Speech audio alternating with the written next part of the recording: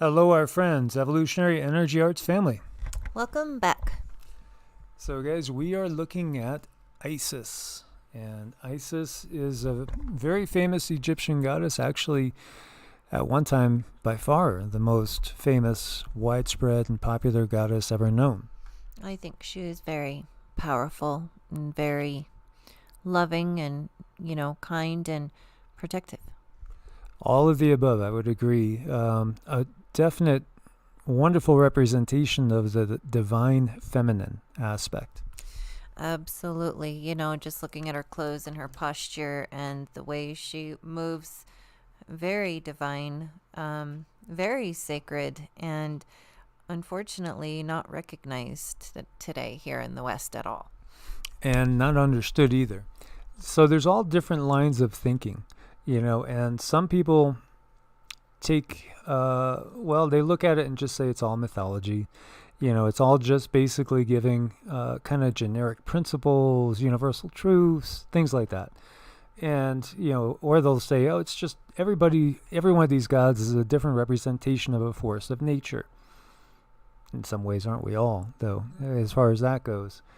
Others will say, okay, well, no, she must have been basically what we would call an Anunnaki or an alien, came down and was one of the first queens, but an extraterrestrial person. So there's a lot of different thoughts. And then you have some that are very fundamentalists that think, well, everything's just a demon if it isn't, what exactly is in the Bible. That one's the more entertaining one, I think. Yeah. But it's sad, too, because it doesn't give any sort of thought, insight, or intuition into understanding what at one time was the most revered deity perhaps on the planet. Mm-hmm. Absolutely. There's so much that we don't know that we should know as we're walking through this awakening. And so, I had a huge aha moment about half an hour ago. We were doing another deep meditation period today and mantras. And I was running energy through Cindy, and she started to channel. She channeled a lot today. In reality, she doesn't even remember.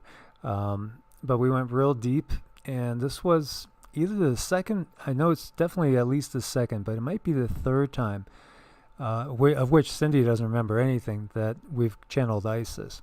No, actually, the last thing I remember was swimming. Swimming in? I don't know, a deep ocean, maybe. Maybe a deep ocean of stars. Probably. Could very well be. So I was doing, in a mantra form, a prayer to Isis to call on her energies, and it called her in. And, Cindy is a magnificent channel with amazing ability and just really starting to come into her own now. But Isis came through. And the big aha for me was when I asked her, I just want to understand who you are a little bit better. And then she explained, and then it was like, oh, kind of like a oh duh moment. I've heard of those oh duh moments, but I'm not aware of this one. Well, many of you guys are familiar with the law of one. Right. And so the law of one is channeled through Ra.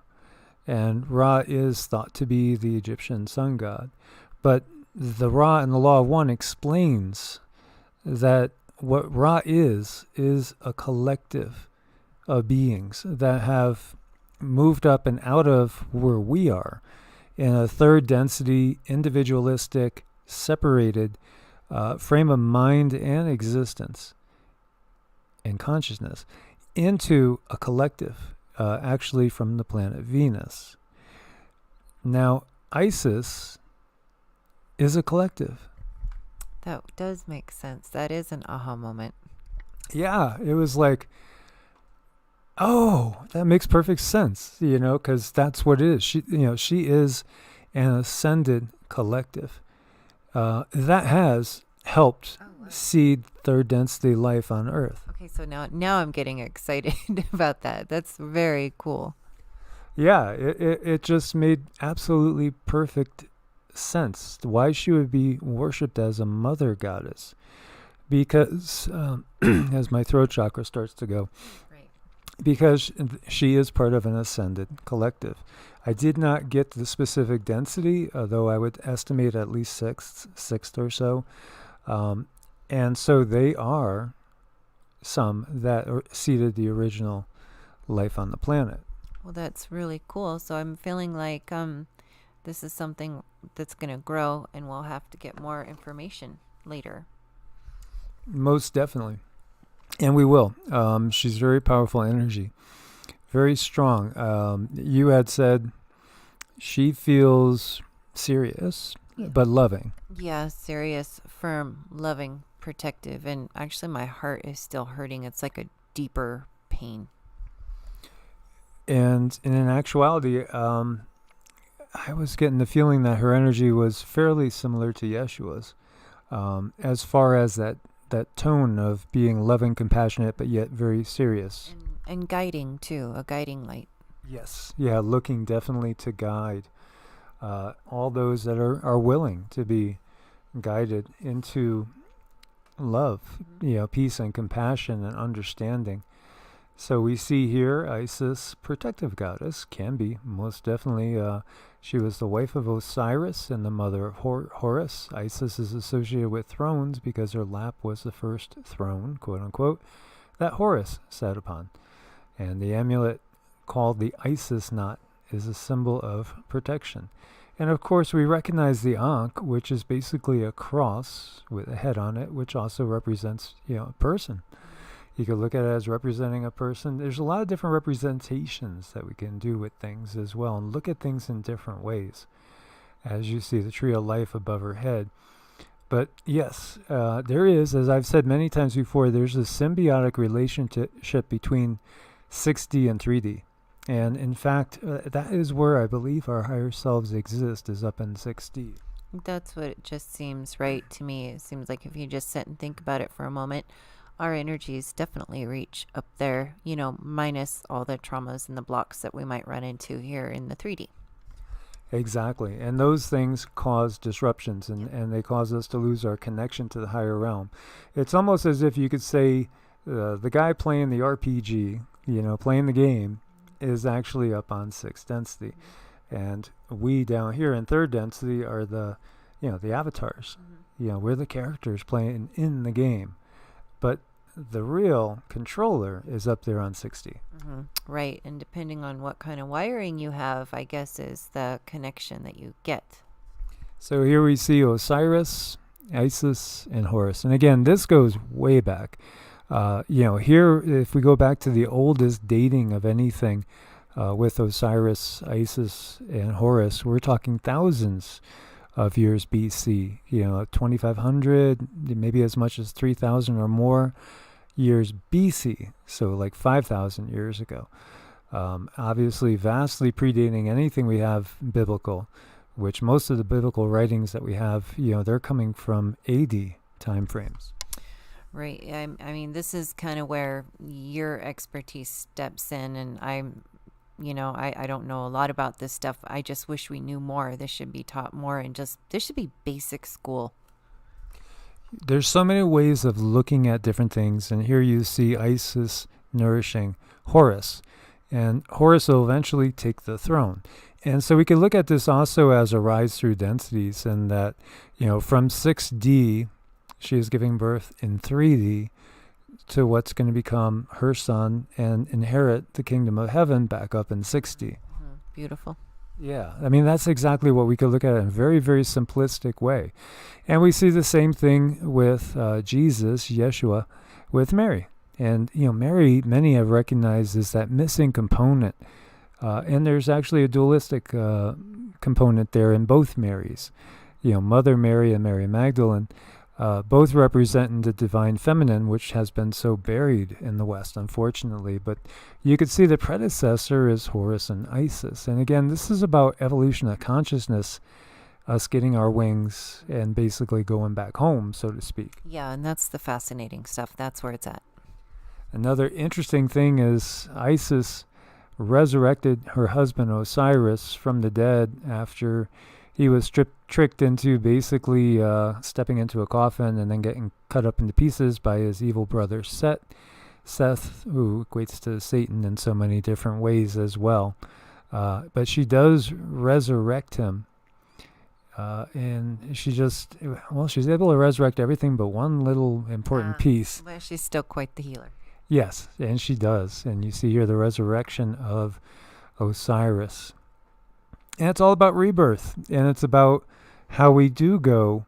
If you've read the Egyptian Book of the Dead, the Tibetan Book of the Dead, there's a journey that happens after we die. Our consciousness doesn't go poofed and is gone. It's still there. And it's just another part of the journey. Basically, when we die, pretty much what we do is, in normal circumstances, unless people have been traumatized, or unless you've developed your light body to the point where you could go straight up into the higher dimensions, you do a life review. And you basically, it's kind of like going back to school to study what you did in life. Which would be, really exciting if only we knew more about it. You've given me quite a bit over the channeling sessions. Good. And we could get more and share more as we go. So we do have also that invocation prayer I was telling you about. And this is basically a prayer of awakening. This was typically done in the morning. And so in Egypt, in the olden days, and maybe even today, you still might catch somebody saying this prayer. Mm-hmm. Very beautiful prayer. So the way the words are said are Nehes, Nehes, Nehes, Nehes Imhotep, Nehes Nefru Nebet Hotepet, Weben Imhotep, Weben Nefru, Nuherten Ankh Nefer Impet, Pet Imhotep, Ta Imhotep, Nuhert Sat Nut Set Geb Mer Oser, Nuher Asherenu, Ane Rak, Tua Tu, Nebet Aset.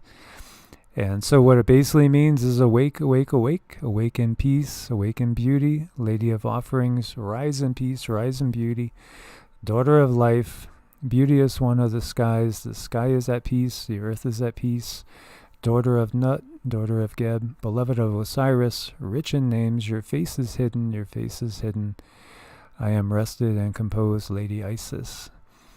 Other translations is more like, we adore you, we adore you. And so Aset is Isis in Egyptian. So this is how you would say it. Very, very nice. So we wanted to share that with you because really, again, one of the big missions for Cynthia and I is to share and show how things came about as far as their origins, true origins, to recognize that, not one tradition is good and every other tradition is evil. That's the CABALILLUMNATI point of view that they have sold to the masses, the controllers. That's not the case. These beautiful beings of love and light and of the higher realms, they want to awaken us. They want to awaken us so that we could take our place in the higher realms as well. Yes, and that's what we all deserve to do. Yes, so I hope you guys found this interesting and informative. That is a prayer I learned probably like 30 years ago or more. So I've done it on and off for decades. And that also helps to build a connection to these beings. And so you could actually feel and experience their energy firsthand. Nothing at all dark about this energy. Beautiful.